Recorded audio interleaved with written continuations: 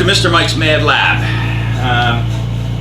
My scientific experiment here on taking atmospheric oxygen and compressing it into a usable source for my glass blowing. I started this project March 5th, for the sake of argument. That's when I got all the stuff. Today's March 9th. Now, I've had a couple hiccups with the project already. I had some trouble with the oxygen condensers being able to be balanced. I gave up on that.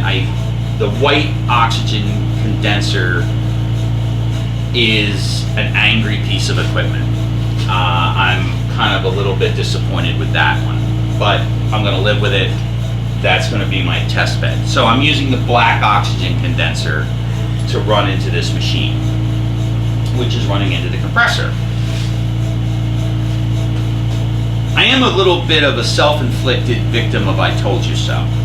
The gentleman that sold me this equipment warned me that it was going to take forever and a day to fill this K-tank of oxygen. And we thought these were T-tanks, but apparently it's a K-tank. Which is a 250 square foot oxygen, or 250 cubic foot oxygen bottle compressed to 2,000 psi. That's what it comes from the factory, which is, or the refiller, which is right here. That's a full bottle. I got the system up and running. I started chasing leaks.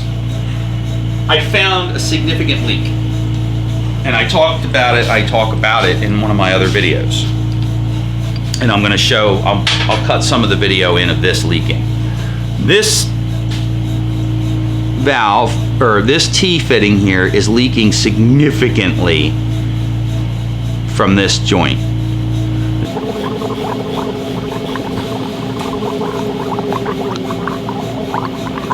This is a soldered joint. The nipple, instead of being threaded in, because the threads are way too long, they obviously cut the threads off, and this is a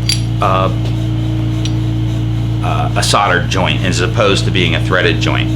Well, the side effect of that is the poor kid that's chained to a chair in China, cranking these things out 1,000 a day, somehow or another skipped quality control. I ordered a new one.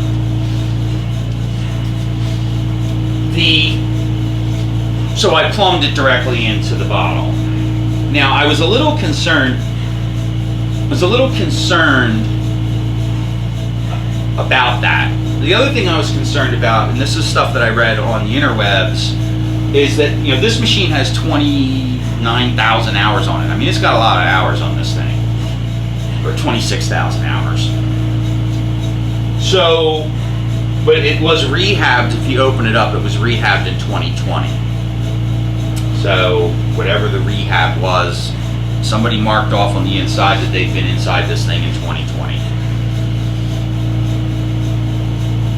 Apparently the compressor heads go bad on these, and they leak, and the seals go bad, and the actual fittings that go into the compressor heads leak. So this is a multi-stage compressor. So it sucks air, it sucks oxygen from here, from this tube. It goes into a purity meter. The purity meter will eventually decide that it's pure enough, and it'll start the multi-stage compressing process until it gets to, theoretically, 2,000 psi. I was concerned about all that stuff because I hadn't checked it. So what I did was, and I couldn't check it with the leaky valve, so what I did was I directly plumbed it into the bottle here. I kept this valve shut off. This valve is now on all the way. I kept this valve shut. I turned the unit on, and I allowed the hose to pressurize to the point where the machine shut off. This gauge read it at 1,500 psi. I think that this gauge that I got with this whip hose is significantly off. I think. I'm not sure, but I think it is. When I get the T-fitting, I'm going to compare this gauge to my regulator gauge on a known pressurized source. Now, I know my other gauge, and I have another gauge over here. So I have 3 gauges. I can check this and use this as use this bottle here as my standard, right? So I've got 3 sets of gauge. I've got 3 sets of gauges, and I have a known amount of gas, or at least this will be the control gas, or this will be the control. This will be the control, and then I can check these gauges because I'm fairly sure that that gauge is either wildly off or one of my 3 gauges is wildly off, and I'm leaning towards the new one here. It doesn't matter. This gauge is just there. I'm not transfilling tanks. I'm not filling scuba tanks where 500 pounds is going to make the difference between somebody drowning and somebody not drowning. So I'm not worried about it.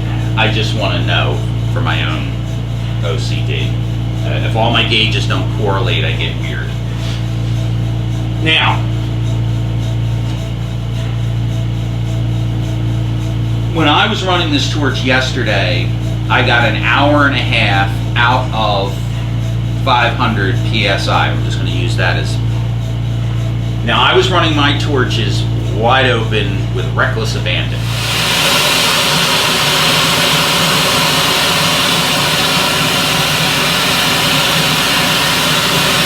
That's a lot of gas.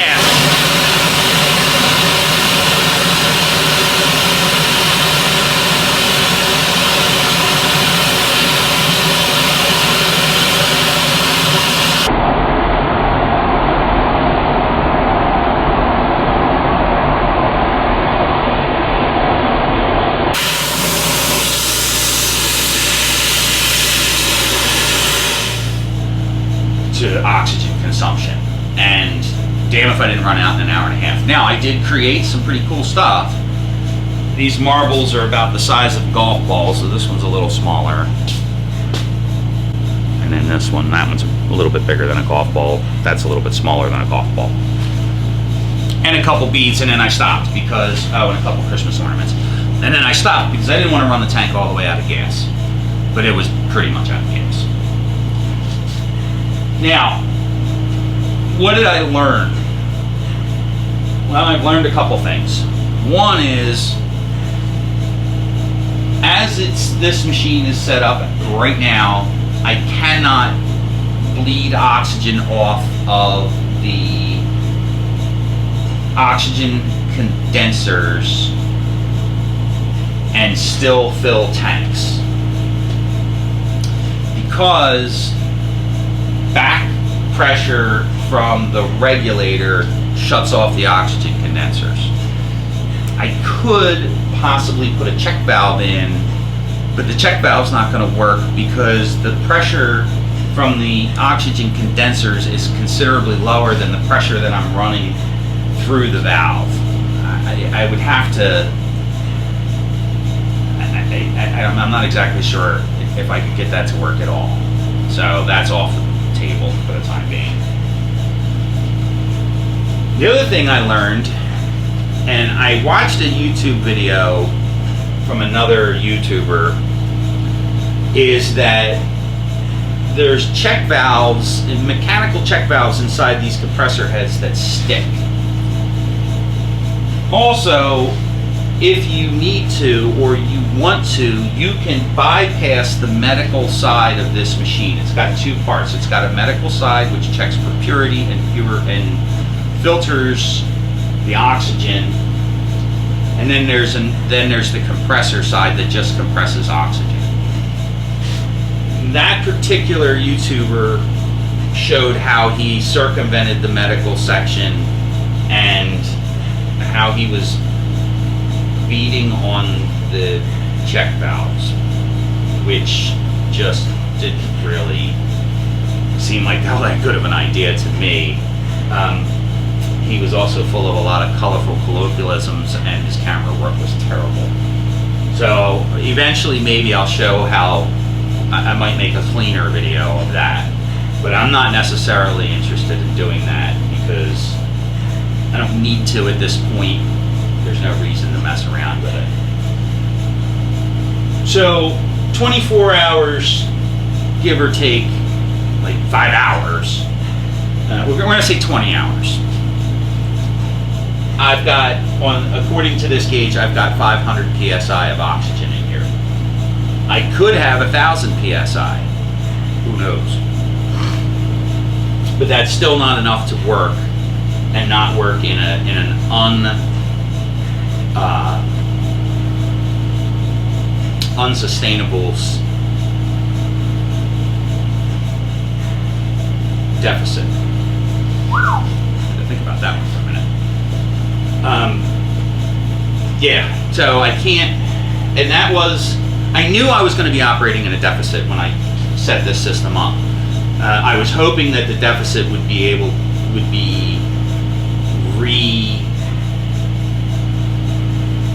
replenishable overnight. And I'm hoping, I'm keeping my fingers crossed that it will be replenishable overnight. My game plan is, my hope is, I can put 2,000 psi in this bottle. I can just set the system up and just let it run. I can blow glass, because remember, there's a low pressure side and a high pressure side. The high pressure side and the low pressure side are completely separated, and I don't have to worry about it. And then I can shut my torches off. I can bleed off the valve. I can bleed off the torch side, and then this thing will just keep running. Now, granted, it's like filling a 55-gallon drum from the top and having a half-inch hose at the bottom.